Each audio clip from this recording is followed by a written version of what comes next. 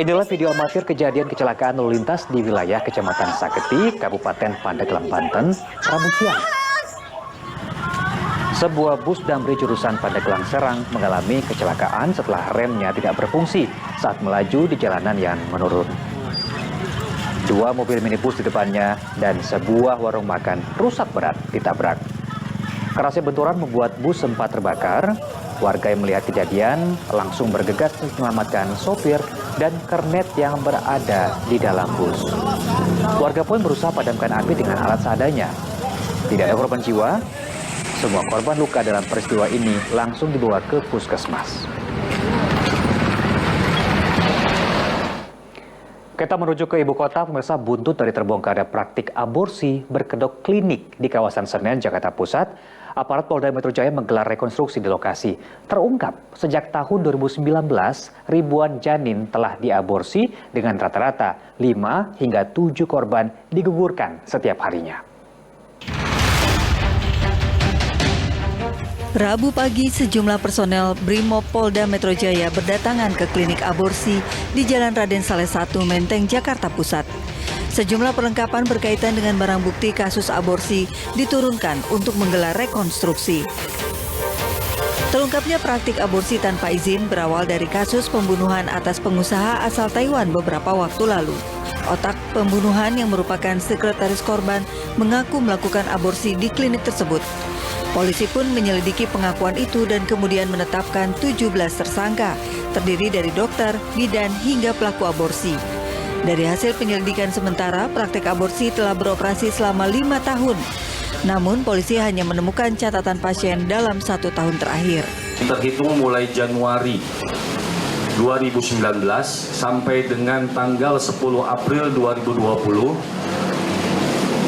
terdatakan pasien aborsi sebanyak 2.638 pasien. Dengan asumsi perkiraan setiap hari kurang lebih 5-7 orang yang melakukan aborsi di tempat tersebut. Untuk menghilangkan barang bukti, janin yang digugurkan dimusnahkan dengan diberi larutan dan dibuang ke dalam kloset. Para tersangka dijerat pasal berlapis dengan ancaman hukuman 10 tahun penjara. Tim Liputan melaporkan dari Jakarta. Berkas perkara kasus penyerangan dan pembunuhan berencana yang dilakukan kelompok John K akhirnya dinyatakan lengkap alias P21. Tim Reskrimum Polda Metro Jaya menyerahkan 22 orang tersangka ke Kejari, Kota Tangerang. Mengenakan baju tahanan satu persatu anak buah John K, tersangka kasus penyerangan dan pembunuhan berencana terhadap kelompok Nus K, digiring petugas di halaman Polda Metro Jaya. Ke-22 anak buah John K ini dinaikkan ke atas bus Polda Metro Jaya untuk diserahkan ke Kejaksaan Negeri Kota Tangerang sambil menunggu proses hukum lebih lanjut. Penyerahan tersangka dan barang bukti ini dilakukan penyidik setelah berkas perkara dinyatakan lengkap. Penyidik Polda Metro Jaya menetapkan 37 orang tersangka dalam kasus penyerangan dan perencanaan pembunuhan. 22 orang tersangka telah diserahkan, sementara 15 orang tersangka lain termasuk John K akan diserahkan pada tahap selanjutnya karena masih menunggu proses penyempurnaan berkas. Kegiatan pengungkapan kasus pembunuhan berencana, permufakatan jahat, penganiayaan secara bersama, dan penganiayaan yang mengakibatkan orang meninggal dunia di 3 TKP yang dilakukan oleh kelompok tertentu, JK dan kawan-kawan. 3 TKP itu, yang pertama adalah Kosambi, yang kedua adalah di perumahan Green Lake, dan yang ketiga adalah di Titian. Bulan Juni lalu, John K dan anak buahnya ditangkap karena terlibat dalam 2 kasus penyerangan terhadap kelompok Nus K di kawasan Cengkareng, Jakarta Barat, dan perumahan Green Lake City, Cipondoh, Kota Tangerang. Dalam penyerangan ini, seorang anggota kelompok Nus K tewas dibacok. Sementara seorang petugas keamanan perumahan Green Lake terluka dan seorang pengojek online mengalami luka tembak. John K dan anak buahnya dijerat pasal berlapis dengan ancaman hukuman mati. Muhammad Nur melaporkan dari Jakarta. Pemirsa, puluhan butir pil ekstasi serta bahan baku diamankan unit Reskrim Polsek Sawah Besar Jakarta dari salah satu kamar VVIP sebuah rumah sakit swasta di kawasan Jakarta Pusat. Polisi mengamankan seorang napi dari Rutan Salemba yang sedang jalani perawatan di rumah sakit dan seorang kurir narkoba. Berstatus sebagai narapidana kasus narkoba tidak membuat seorang napi dari Rutan Salemba berhenti dari dunia peredaran narkotika. Dari kamar VVIP sebuah rumah sakit swasta di Jakarta Pusat, ia tetap memproduksi ekstasi dan mengedarkannya melalui seorang kurir yang berhasil ditangkap unit reskrim Polsek Sawah Besar. Pengungkapan kasus ini bermula saat petugas menangkap seorang kurir narkoba di kawasan Salemba. Dari penelusuran petugas, kurir mengaku mengambil barang haram tersebut di dalam kamar rumah sakit kelas VVIP. Ternyata kamar tersebut dihuni oleh napi Rutan Salemba yang telah menjalani perawatan selama 2 bulan. Yang pertama ditangkap adalah kakinya, yaitu si MP. Setelah digeledah, dia menunjukkan bahwa ada satu tempat di rumah sakit, yaitu ruangan VVIP-nya, untuk memproduksi ekstasi. Petugas menemukan narkoba seberat 49,94 gram ekstasi serta bahan baku untuk memproduksi ekstasi. Tersangka saat ini sudah dipindahkan ke Rumah Sakit Polri Kramat Jati untuk dilakukan perawatan, mengingat yang bersangkutan masih tanggung jawab pihak Rutan Salemba. Sementara kurir narkoba ditahan di Polsek Sawah Besar dengan ancaman hukuman 20 tahun penjara. Triwibowo melaporkan dari Jakarta. Kita menuju ke Jawa Timur, Sat Narkoba Polres Sampang, Madura menggerebek sebuah rumah yang dijadikan tempat menyimpan dan juga mengonsumsi sabu. Seorang pengedar ditangkap petugas beserta barang buktinya. Polisi menangkap tersangka pengedar sabu di kawasan Desa Bunten, Sampang, Madura di kediaman istri mudanya. Saat penggerebekan berlangsung, pelaku sempat mengelak menyimpan barang haram sabu. Namun petugas tak percaya atas pengakuan pelaku dan langsung meriksa dapur serta sejumlah ruangan di rumah. Saat penggeledahan, petugas menemukan barang bukti seperti alat hisap sabu dan kantong plastik yang diduga sebagai tempat sabu. Ia pun digelandang petugas ke Mapolres Sampang. Dari tahun berapa Bapak? Kita menuju ke informasi lainnya, seorang pedagang balon keliling di Kabupaten Bekasi menjadi korban pembunuhan. Tubuh korban tergeletak di Jalan Raya Pasir Gombong, Cikarang Utara dengan kondisi yang penuh luka penganiayaan.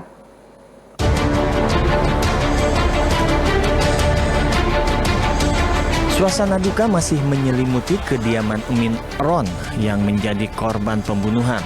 Pedagang balon keliling itu ditemukan tergeletak tak berdaya di Jalan Raya Pasir Gombong, Cikarang Utara, Kabupaten Bekasi. Jasad Emin telah dikuburkan di pemakaman umum yang tak jauh dari rumahnya.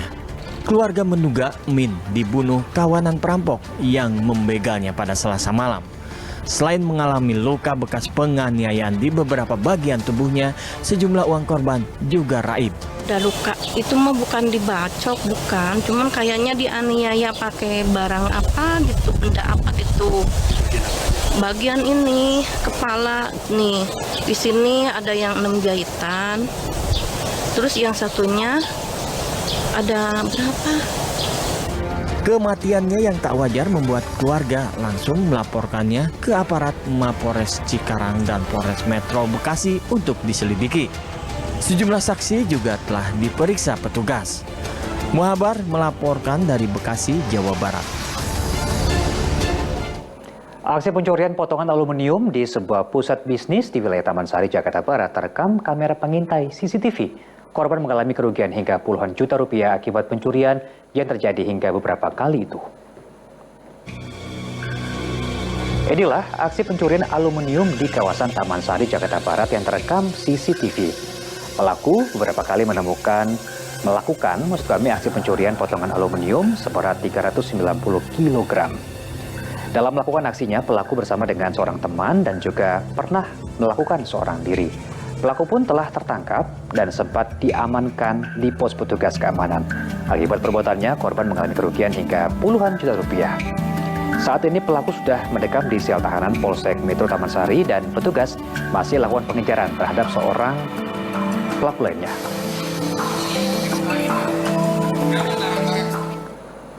Seorang pria di Blora, Jawa Tengah ditemukan tewas tertimbun material tanah. Korban diduga terkena longsoran saat ia hendak mengambil tanah untuk pembuatan batu bata. Topi dan sebuah cangkul ini jadi saksi bisu peristiwa longsor yang menimbun tubuh pria perajin batu bata di Desa Sendang Mulyo, Ngawen, Kabupaten Blora. Peristiwa diduga berlangsung Rabu jam 5 subuh. Namun keberadaannya baru diketahui sang pemilik pabrik sekitar pukul 7 pagi. Naas, saat warga mencoba mengevakuasinya, korban sudah tak bernyawa. Tertimpa tebing tanah setinggi 3 meteran. Yang punya pabrik bata ini kesini mau ngasih makan bebek, tahu-tahu udah ada jungkuran tanah, dicari orangnya nggak ada. Setelah dicari, cuman kelihatan tangannya aja yang tanah. Orang nama Suparno, umur kurang lebih 50 tahun, agama Islam, alamat Sendang Mulyo. Dia menggali tanah untuk pembuatan batu bata. Polisi yang lakukan pemeriksaan dan olah TKP tidak menemukan adanya luka bekas penganiayaan pada tubuh korban. Jasad pria berusia 50 tahun itu kemudian diserahkan kepada pihak keluarga. Arif Nur Rahman melaporkan dari Blora, Jawa Tengah. Kita beralih ke informasi lainnya, pemirsa. Kasus berikut ini bisa menjadi pelajaran agar kita selalu waspada saat menjalin pertemanan di media sosial. Seorang mahasiswi di Blitar, Jawa Timur nyaris jadi korban pemerkosaan oleh seorang residivis yang menggunakan akun palsu dengan memajang foto pria tampan. Pelaku berhasil ditangkap setelah korban berteriak saat kejadian. Baru bebas 4 bulan, TA, seorang napi yang bebas karena asimilasi, kembali berulah. TA pria 22 tahun ini merampas handphone milik seorang mahasiswi yang ditipunya di media sosial. Lalu melakukan percobaan pemerkosaan dan merampas handphone korban. Awalnya aksi bejatnya itu berjalan mulus karena pelaku menggunakan akun palsu dengan memajang foto pria tampan. Korban pun tergiur lalu sempat menjalin pertemanan di dunia maya. Namun saat berhasil mengajak korban bertemu di tempat yang sepi, pelaku malah merampas handphone lalu mencoba untuk memperkosa korban. Pelaku akhirnya diringkus petugas tak lama setelah beraksi karena korban berteriak, lalu pelaku sempat ditangkap warga. Asik komunikasi lewat media maya, ketemulah mereka di pematang sawah di daerah Talun. Ya. Sampai di sana sepi orang, ini LK ini berusaha untuk memperkosa TRW dan merebut handphone korban. Karena TRW korban ini berteriak, akhirnya LK ini melarikan diri. Guna mempertanggungjawabkan perbuatannya, kini residivis kasus perampasan ini harus kembali meringkuk di sel tahanan Mapolres Blitar. Nur Ramadan melaporkan dari Blitar, Jawa Timur. Seorang pria jadi korban tabrak lari pengemudi mobil yang mengendarai kendaraannya secara ugal-ugalan di Jalan Datu Museng, Kecamatan Ujung Pandang, Kota Makassar. Insiden tragis yang terjadi beberapa hari lalu itu terekam CCTV. Video CCTV ini merekam detik-detik terjadinya peristiwa tabrak lari yang dialami Muhammad Ajat, berusia 26 tahun. Insiden kecelakaan di Jalan Datu Museng, Kecamatan Ujung Pandang, Kota Makassar itu melibatkan sebuah mobil yang dikemudikan secara ugal-ugalan oleh pelaku. Kerasnya benturan membuat tubuh korban terseret sejauh 5 meter. Kondisinya kritis di tengah jalani perawatan tim medis rumah sakit. Aparat kepolisian Satlantas Polrestabes Makassar telah mempelajari rekaman CCTV dan melakukan olah TKP. Petugas mengimbau pelaku segera menyerahkan diri ke kantor polisi untuk bertanggung jawab. Korban sempat terseret. Keterangan dari saksi-saksi, terus CCTV dan bukti pendukung yang lain yang bisa kami dapatkan untuk membantu mengungkap terjadinya kasus kecelakaan lalu lintas tabrak lari yang mengakibatkan korban masih dalam perawatan di Rumah Sakit Stella Maris.